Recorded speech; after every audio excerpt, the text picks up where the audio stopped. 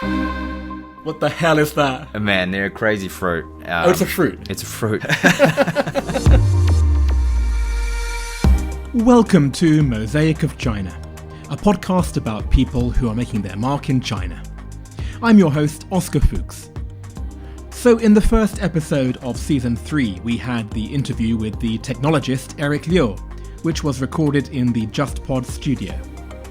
Then, last week was the comic book store owner Ashley Huang, which was recorded on the road in a hotel room in Chengdu. And for contrast, today's episode was recorded in my apartment in Shanghai, which usually happens when we can't align the schedule of the guest with the availability of the studio. What also usually happens in these circumstances is that we have some fun background noise issues thanks to the general goings-on in the lane where I live. So today's symphonic accompaniment is a circular saw concerto in the key of B Zwei. Luckily, these background noises didn't faze my guest, Fergus Woodward, one of the founders of Peddlers Gin, who you'll find has a super low-key conversation style. Fergus is also a Kiwi, and I don't really notice his accent, but I spent a long time fixing the transcript for today's episode, which was initially generated by an AI program that has no concept of the New Zealand accent.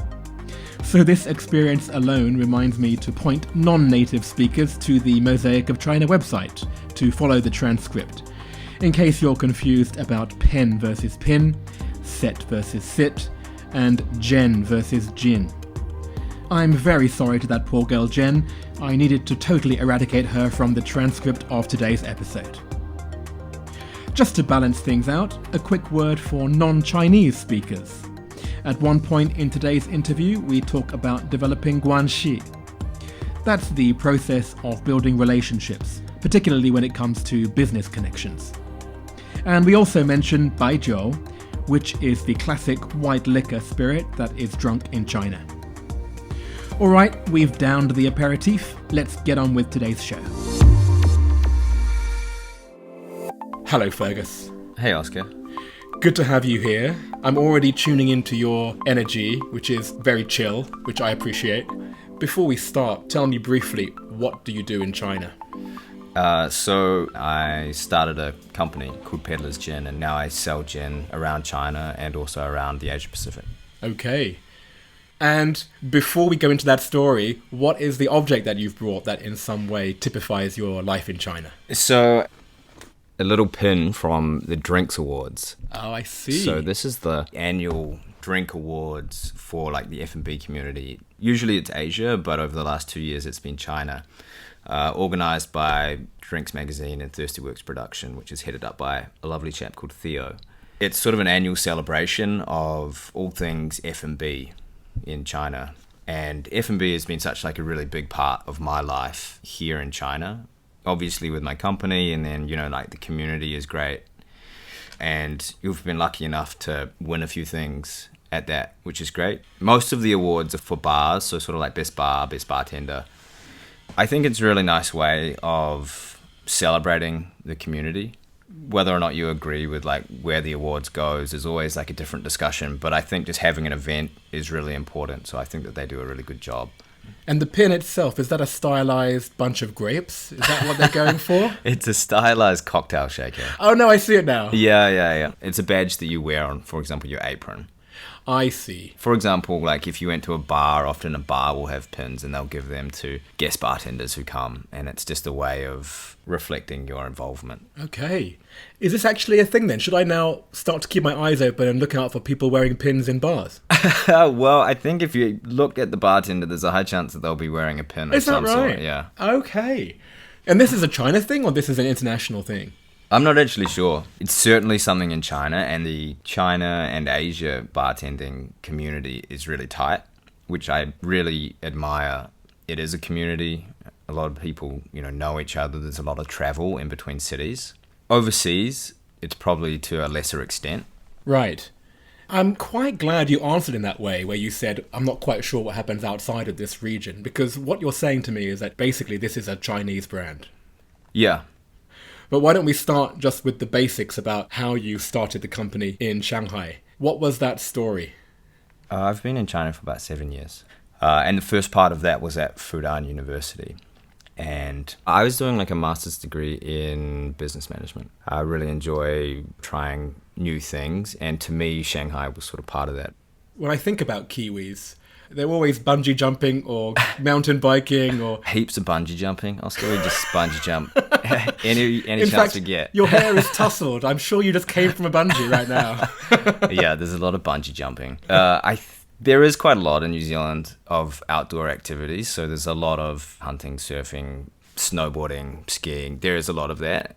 I think it gets amplified because that's also our tourism industry. Right. So like when people are telling stories overseas about what New Zealand is, it's very like meshed with our tourism pitch.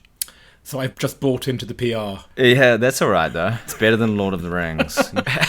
Well, let's not even dwell on that 1 second longer. Let's move on. So you were here, you were studying, you were checking out the F&B scene. Yeah, and there were amazing craft beers being made in China and in Shanghai. Also at the same time, there's like amazing ingredients in cuisine from all around China. When it comes to craft beer, that's the connection between the person who referred you to the podcast from last season. Yeah, Sean. Sean Harmon. So why don't I play to you what Sean said about you? But I think a really cool story is the story of Peddlers Gin Company. A friend of mine is a co-founder there, Fergus. They're creating something I think is really impressive. It's a great quality product. It would be a cool story, I think, for everyone to learn. I think I met Sean through a mutual friend, like on the rooftop of a Mexican bar. You suddenly went very hazy. Yeah, it was a balcony somewhere in Jing'an, I'm pretty sure. Drinking margaritas. Okay. Yeah. So you were saying craft beers. Was that the main out-of-the-box drink option in China at that point? Yeah, it was, which was actually really interesting because there was no craft premium Chinese-made spirit. And to me, it sort of felt natural that there should be. And gin was really cool because as a spirit, it gives you an opportunity to use a lot of different ingredients. Juniper is your main ingredient for gin. But you can also include any number of other ingredients. So as a medium for reflecting your origin story, it meant we could use Sichuan pepper, it meant we could use Buddha's hand and lotus and things like that. Okay. Well, why don't we in that case talk about how you make gin? Because Yeah, sure. I understand that gin, you use a still, it's a distilling process rather than a brewing process. Yeah. I know that these are words, but I don't quite know what they mean. Like, what is the process of making gin? The place where gin would start would be sort of like a beer, basically. You find something and you ferment it. So it would be like corn or barley or wheat. Actually, you can have different bases for gin. Yeah, you can have like a different base spirit. Oh, And So right. you would ferment that with sugar and yeast, and that picks up a alcohol content level. And then you take all of that and then you put it into a column still and you distill that many, many times. And you just heat it up and the alcohol boils before the water. You keep it in a tank. You discard the water and then you put that alcohol back into the still and you would redistill it. I see. And in that way, you increase the alcohol content to ideally 90 to 95% pure alcohol. Right. You need to do that like a number of times. And it also strips the undesirable sort of elements of alcohol, including the real bad stuff like methanol. It's an alcoholic compound that forms at the same time when you ferment something, but that's the one that makes you go blind. Oh, not ideal. No. So if you read about people doing moonshine or Yes. something like that, then that's what it is. It means that they have fermented something and they haven't done it in a way where they've taken the methanol off. Right. This is now making me a bit scared when you're starting up your own brand, right? I'm just imagining you in a shed doing it and like, has it got methanol? Let me just taste it. Yeah, a bit too much methanol on that one. No, there's ways that you can make it very safe. Presumably you can measure it, like there are gauges or... Yeah, as long as you understand what you're doing, there's no problem getting rid of it. Okay. So now we've just got pure ethanol. At that point, you select your ingredients. You would put them all together into a tank, including juniper and sort of the earthier ingredients like licorice, angelica, cinnamon, and then you would distill it again. And then that comes out basically tasting of gin.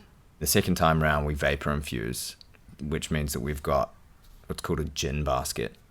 Oh, I've seen them, yeah. And into it's like a tea bag in a teapot. Yeah, but it's not in the liquid, it's above it. Oh, I see. So it sort of catches all the steam that comes off. And into that we put Buddha's hand, East Asian mint, and Sichuan pepper is definitely like a hero ingredient. The reason for that is, this took so much trial and error to figure this out, is that those ingredients are like a little bit lighter. And so if you put them into the pot, then they degrade really rapidly. And, you know, the end life cycle of a mint after it's been boiled in alcohol for 8 hours, you know, it's not tasting any good at the end of that. Right.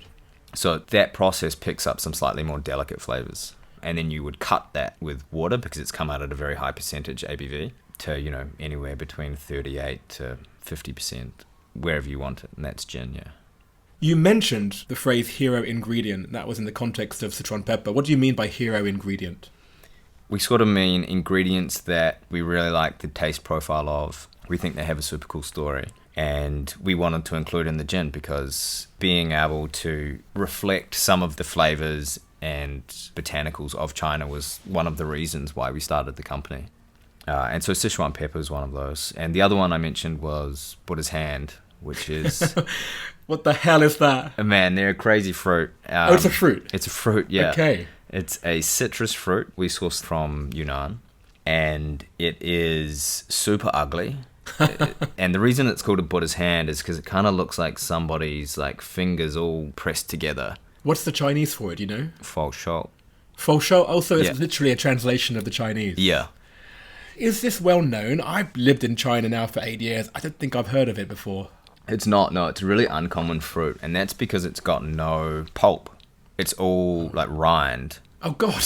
Yeah, which is super weird. And so, like, generally you would have zero use for it. In China, is it used for anything? Do people know? It's used for teas. Okay. And, like, TCM. Traditional Chinese medicine. Yeah. But it's really, really aromatic. So it smells amazing. It smells like a cross between sort of like a lime and a rose. It's beautiful. Is it all over Yunnan or is it in a certain part? It's pretty widespread, yeah. But it's not very common at all overseas. No. It hadn't been exported from China until, you know, the early 2000s.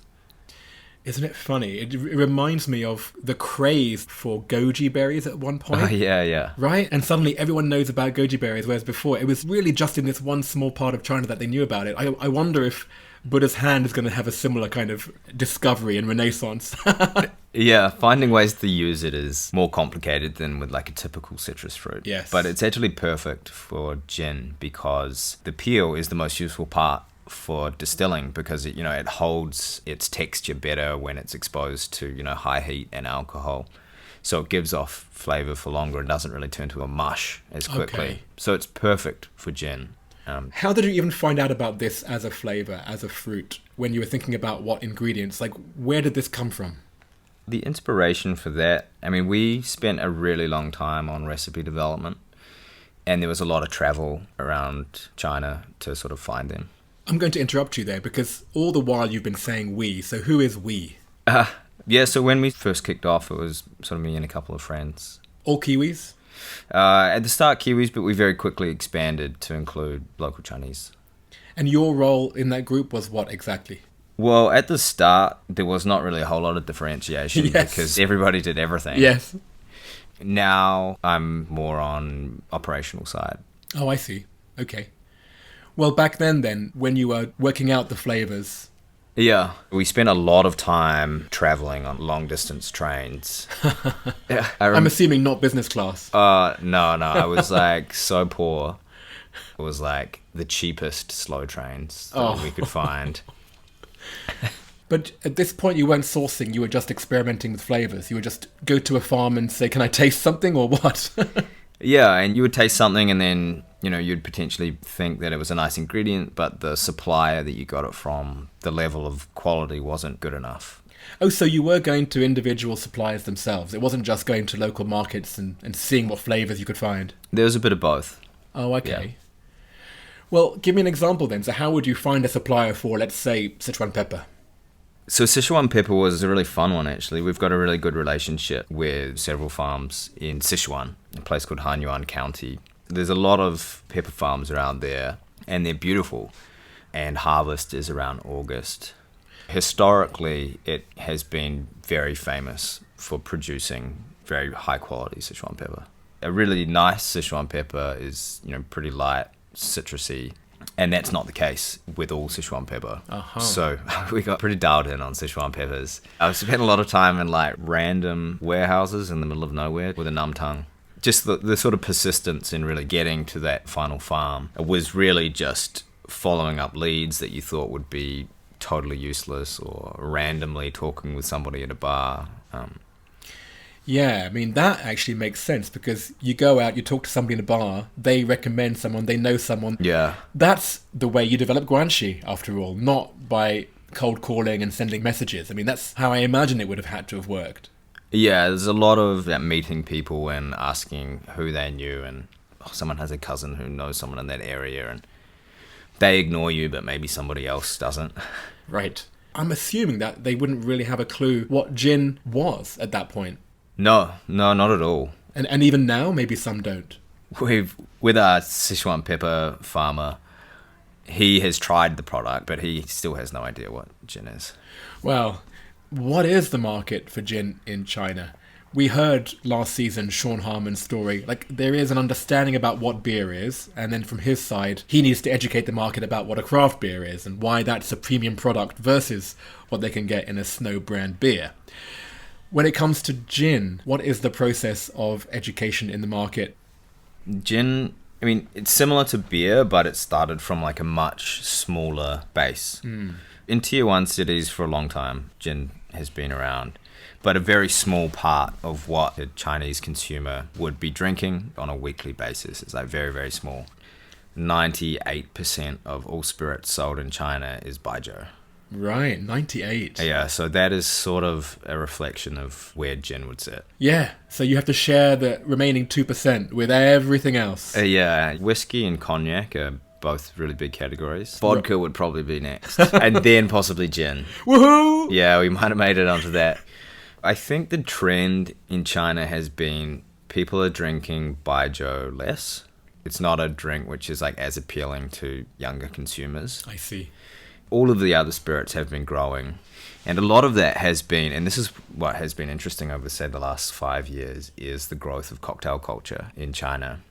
And I think that's awesome, because there are some amazing bars in Shanghai and in the rest of China. People doing some really interesting things and on a super premium level. I guess because cocktails themselves are becoming more popular, then there's just a wave in which gin is included. There is an education component with gin. That's a really big job. Why gin then? Why not a vodka? Why not diversify and do both? Like, what was your thinking at that point? With vodka, you're basically restricted to whatever your base spirit is, but you can't really include other ingredients in it. Whereas gin, you can. I mean, I love it. I love being able to go around to these different places and have connections with pepper farmers in Sichuan and these citrus farmers in Yunnan, and play around with some pineapples every now and then. Just like the way you said that. Basically what you're saying is you love gin. It's simple as that, isn't it? Talk me through how you go from nothing to becoming a small-scale distiller. Yeah, well, it's a real story of, I think, persistence. Is this good or stupid persistence? Yeah, I mean, depending on the results, that's when you look back on it and you just make that call. Yeah. I mean, really, it just started with a garage in Pudong that we could go and try out some recipes in. Oh, classic. A garage. A garage. Sounds like Hewlett-Packard already. Yeah. And we did that for ages. I would go out there, experiment with recipes with the ingredients that we'd sourced. Get up at 6:30 in the morning, get out there and come back at nighttime. And yeah, sort of eventually we found a recipe that we liked and started going around to different bartenders in Shanghai and sort of forcing them to like taste the product. Oh my word. And bless them, it's an amazing community. So thank you for everybody who did that. And so getting sort of like, we spent a lot of time getting feedback from all of the bartenders. But it was pretty organic, the evolution of Peddlers, in terms of like going from recipe development, hustling around bars, getting product feedback. And then when we were finally in a position to like sell product, It felt like an environment where you could get out and do that, and it would be something which people were like quite excited about. For a long time, we would be like hand delivering all of the gin. So it would be a matter of like loading up the scooter with as many boxes of gin as you could get. My record was like 9 boxes of gin on the scooter. So I was just thinking about it before. It was like 3 in the footwell, and then like another 3 on top of those, and then you would stack in a row going forward another 3. And this is boxes. Boxes, yeah. Which means how many bottles? 6 per box. So okay. Funny, because until now we haven't talked about the name of your gin, but this makes me think about the name Peddlers. Going from bar to bar selling gin. It's not just by chance that you've called it Peddlers. This must be part of your thinking behind the brand. Yeah, absolutely. Because, I mean, literally just peddling gin around Shanghai. There's obviously like a lot of hustle in the name there. But I also feel like it's really true for Shanghai in general. It's always been like a very commercial city, like a trading hub. That sort of, to us, really captured the idea of the hustle and the bustle and people selling things from all over the world in Shanghai. And certainly driving around on motorbikes overloaded with gin also felt like it was part of that. Oh, absolutely. I always like the startup stories, but let's fast forward to today then. So what is the process now? I'm guessing you're still not going bar to bar, or is that still part of the way you sell your gin? I think that's always going to be part of like the alcohol industry. So we've been really fortunate to get like a really great team. So we have more people who can help out, including people who would be visiting bars quite a lot. Shanghai was where we started, but since then we've grown throughout China. So, you know, we've got staff in Beijing and in Shenzhen. Distributors in general throughout China have been fundamental in scaling. What is it now that takes up most of your brain space? Right now, so over the past sort of 18 months, we have expanded a lot throughout China. And we've also scaled overseas. When we first applied for our export license, they didn't have a category for gin exports. So we had to sort of create one. Nice. Well, thank you so much, Fergus. I mean, what you do is, you know, under the radar for someone who is a consumer like me. So you've been very patient as I've asked you like very basic questions about how you distill gin.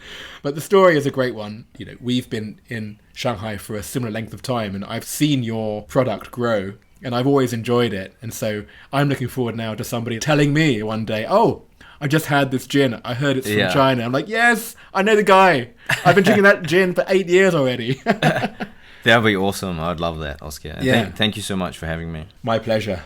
Well, let's go on to part 2. Sure. I wonder if I had actually brought some gin to this recording, whether it would be a different level of conversation or not. I don't think alcohol is necessarily a great input into an interview that's being recorded. All right, let's jump into the 10 questions. These are the same 10 questions that I ask everyone who is on the podcast. And I will start with question 1, which is from Shanghai Daily. What is your favorite China-related fact? So I was fascinated when I learned that there's over 1 million people in China who live in caves. What? No. Yeah. No, yeah. Today? Yeah, heaps of people live in caves. Really? I think I heard about people living in caves, and then the city grew and developed, and then they rehoused them into apartment blocks in the city. But even now, there are still people. Yeah. Okay, I'm going to have to do more research for both of us, because I do want to know the story now. I mean, I guess it's possible. Yeah. Next question, which comes from Rosetta Stone. Do you have a favourite word or phrase in Chinese? I would have to go with one of the first phrases that I learnt in Chinese, which was "mang hao, tai mang bu hao." Mang hao, tai mang bu hao. Yeah, which means being busy is good, but being too busy is not good. The longer I've spent in China, the more that applies to life in China. What was the context that you learned that? Is that actually a phrase that people say? Well, I certainly say it. So I guess if that includes me, then yes. I mean, I hear it in the context of tai mang le or mang si le. Like, people complain that they're too busy, but I haven't heard it in that context. Yeah, well, when I was taught it, I was definitely taught it as if it was like a phrase. Yeah. So like when we first learned it, like the teachers were like, yeah, people say this all the time. Just this assumption that your sort of like resting status should be busy. Oh, I see. That's the default position. Your default position is busy. Yeah. Where are you now on that scale? Like, presumably there are still moments where you're Tai Mang Le. To be honest, the hustle is Daily. Daily, yeah. But I really enjoy choosing my own work hours and like deciding where I want to focus. Well, that's actually quite mature, because usually, and it's your own business, there is no off and on, like you're full on the whole time. Because of the way you work with bars, do you tend to work later evenings, or do you tend to have regular working hours during the day? It probably skews late, but it still starts pretty early. I mean, it's not just going to bars.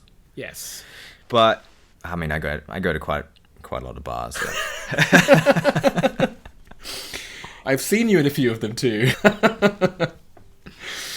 Next question, which comes from Naked Retreats. What's your favourite destination within China? I really enjoy Chengdu. I've had some really great trips there.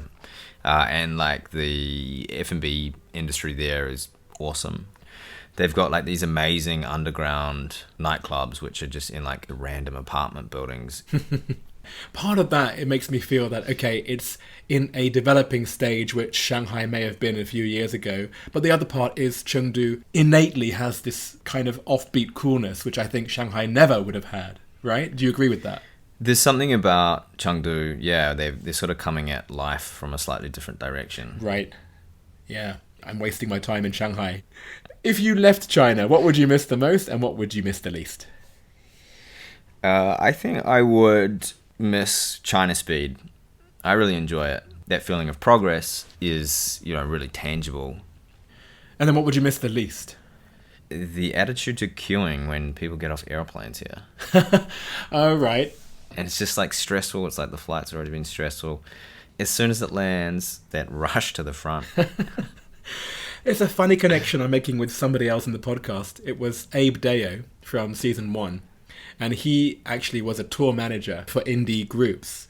He would miss the way that people disembark on planes the most. Really? He's an American, but he said he really appreciates the efficiency of everyone like going to every single last gap where when the doors do open, everyone is out. I'd be curious to know the like time saved by doing that.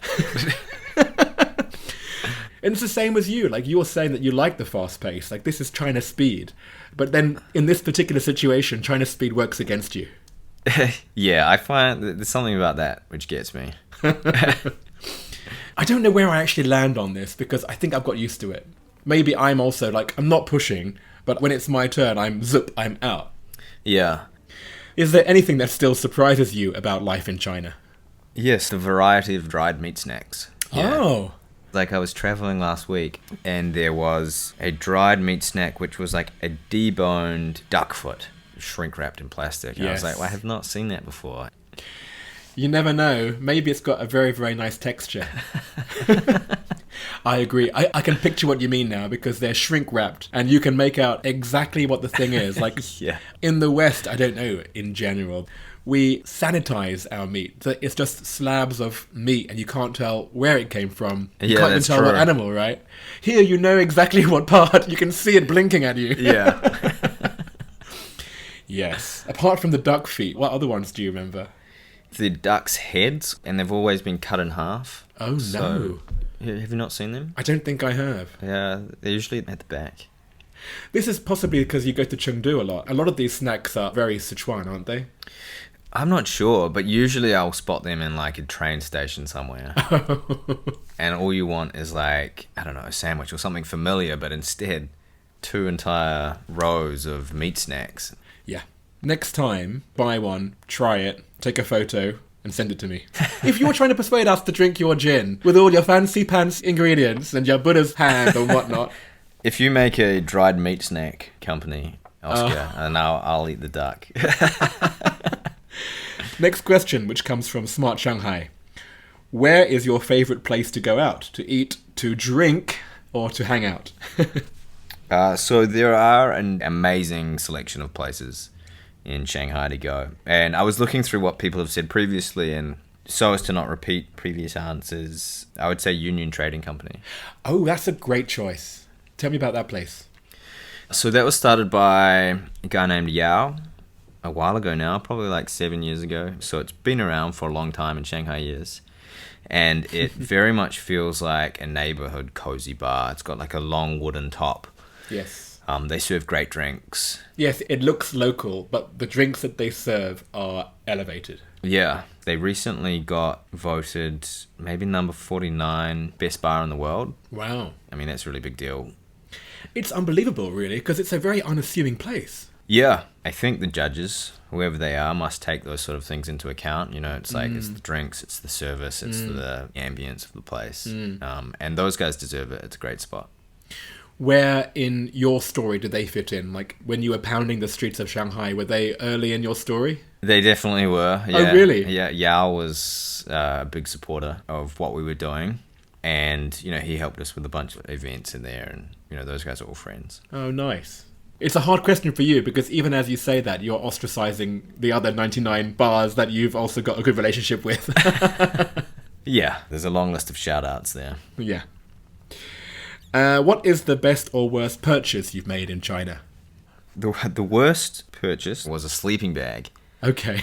And I was like buying it for some sort of like trip into Sichuan, when like last minute packing, I got something from the fake markets, a sleeping bag, and sort of like pulled it out on the first night. It was cold and we were staying at like various hostels. And after about half an hour of lying on it, it just got like quite scratchy.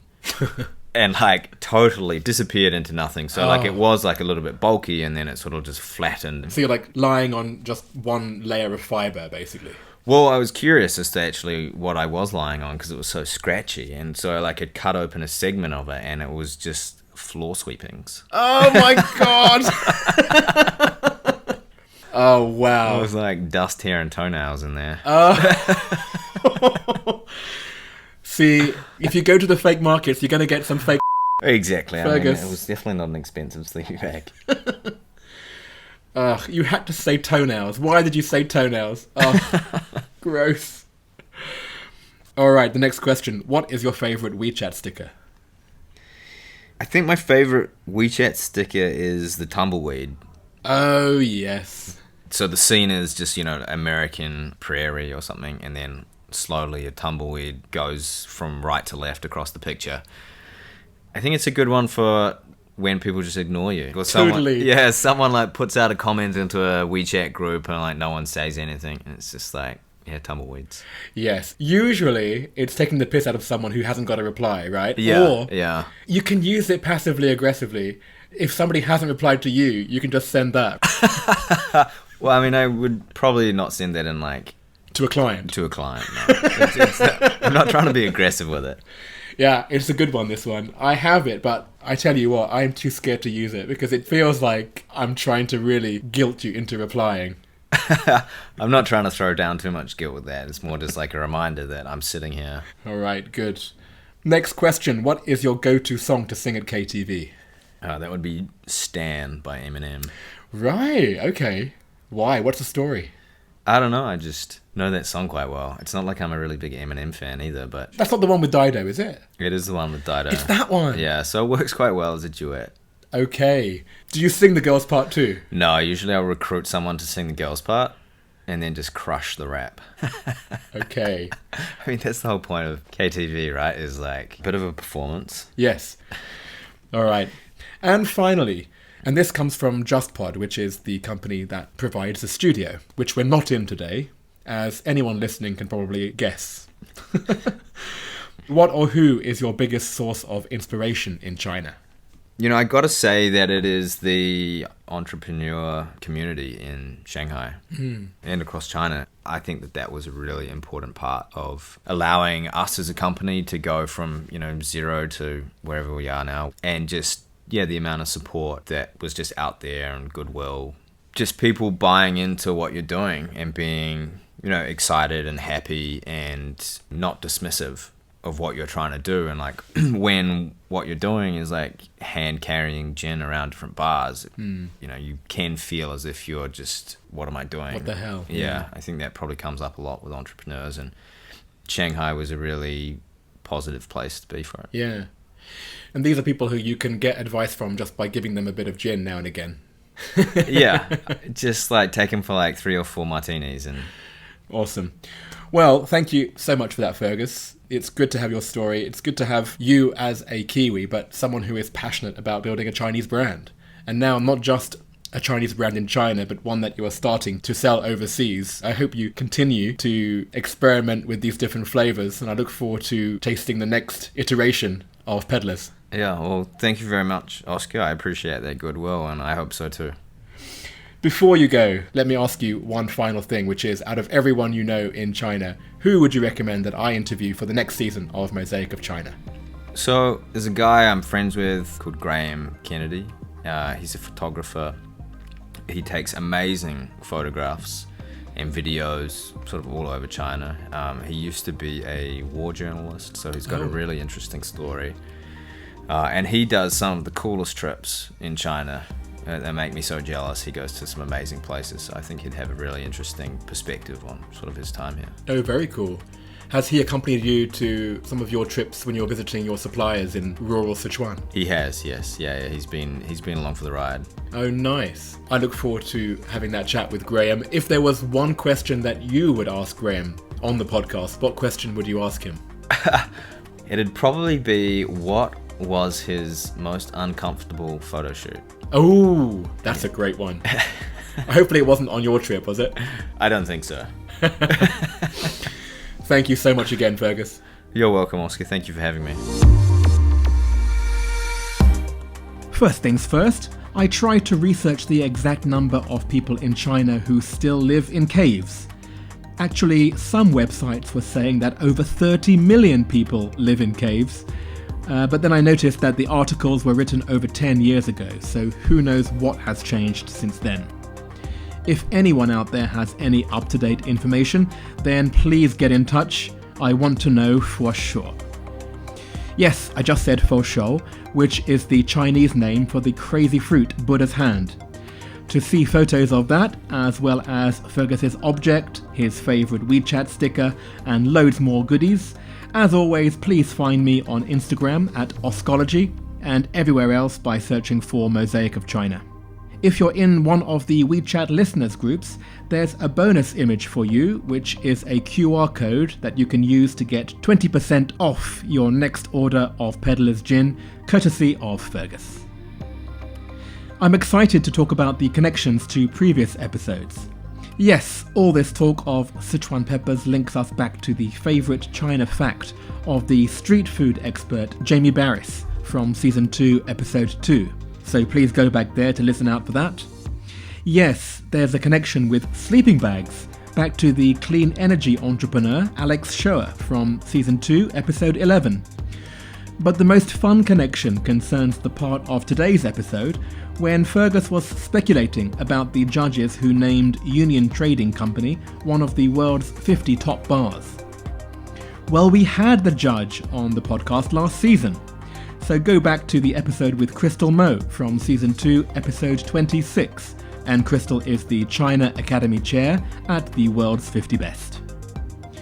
Before we come to the catch-up interview, as always, there is of course an extra 10 to 15 minutes from my conversation with Fergus in the premium version of the show. Head to the Mosaic of China website to follow the instructions on how to subscribe. Here are a few clips. After a few gins, you're a bit louder, are you? It depends who you ask.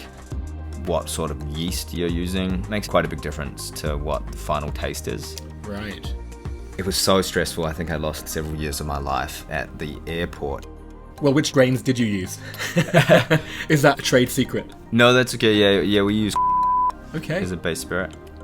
One particularly salty old Frenchman finished it with, "Your business is going to fail because nobody will ever buy Chinese alcohol. Even what time of year you source the ingredients, it makes a really, really big difference to the flavor." It's not a cool word. It's definitely not cool, but you'd be happily uncool. Believe me, I appreciate the uncoolness. Mosaic of China is me, Oscar Fuchs, with artwork by Denny Newell. You heard his voice earlier on in today's episode. Sean Harmon is coming up for a quick catch-up chat, since he was the one who nominated Fergus from last season. And I'll see you again next time.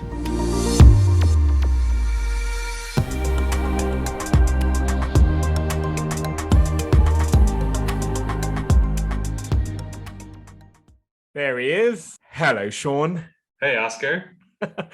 Great to see you. Likewise. How have you been? It's been a long time. It has been a long time. And we are talking remotely, which is one of the biggest updates since we last talked on mic, at least 18 months ago. So where are you right now? I am in Hong Kong. Quite a life change. I was 9.5 years based in Shanghai. It was a great run. I love Shanghai. I mean, I was supposed to be going back and forth, Hong Kong to Shanghai, every other week sort of thing. But obviously COVID kind of got in the way of that. So my wife relocated first. She moved in January of last year. And then last year I was kind of living between two cities. I did 5 weeks of quarantine in total last year, going back and forth. But since then, in January, we actually had a baby. So I haven't been up to the mainland since the baby was born. We've obviously had our hands full. And plus, as you know, Shanghai's been going through a bit of a rough time lately as well. Well, I should preface this by saying exactly what you do for those people who didn't hear our original episode. You're the general manager for Greater China of Duvel Moortgat, the beer brand from Belgium. And I think Vedette is the brand most of us would know in Shanghai, at least. I tell you what I do still have, and it's right in front of me now. It is your object that you brought, which was the bottle of Vedette with my face on it. Fun. That's actually not a great thing. By now it should be an empty bottle, but I'll give you a pass. Well, you gave me 6 bottles and 5 are empty. So okay, there we go. It feeds my ego, and what more do you need? Despite moving to Hong Kong, your role actually hasn't changed. So tell me about that. I think that not being able to just hop over when needed is a bit frustrating, to be honest with you, because, sometimes there's an event or there's, a client meeting where you want to be able to hop on a plane and go. And right now it's 7 + 3, so a 10-day time period. But for a long time, it was 14 or 21 days to enter. So that's been frustrating. But once the border is open, I believe from an efficiency perspective, it'll be easy as long as the border is open. Yeah, I'll have a meeting with you. Could you do it 22 days from now, please? Yeah. Yeah, exactly. Exactly. Well, now that you are in Hong Kong, it makes me think about the question I asked you about life on mainland China, which was about what you would miss the most or miss the least if you left the Chinese mainland. So what you did say was that you would miss the energy, and what you said that you wouldn't miss was the pollution. So now that you've been out for over a year, what is it that you missed the most and missed the least? That's a good question. The energy, I think I still get it. I'm still talking to people in China every day. I'm still very much in a metropolis. It's still, an Asian mega city. I think when I said pollution, it was also about noise pollution. Correct. I don't even think that's it anymore. I would say the access to nature. I grew up near Miami. So, Fort Lauderdale, you have a beach right there. You're living with a balance of, outdoor life. And in Hong Kong, you very much have this balance. Hiking or trail running or beaches. You do have a better balance with nature. Where in Shanghai, that's a little bit tough to get out of the city. Yes, absolutely. You had to go to the likes of Moganshan to actually be in nature. It's like a 2-hour train ride. You're absolutely right. That's the one thing that was the biggest struggle when I left Hong Kong to come here. Well, thank you so much for this catch up. And I look forward to hopefully seeing you in person, either in Hong Kong or Shanghai or God knows where. See you, man. Fingers crossed. Take care.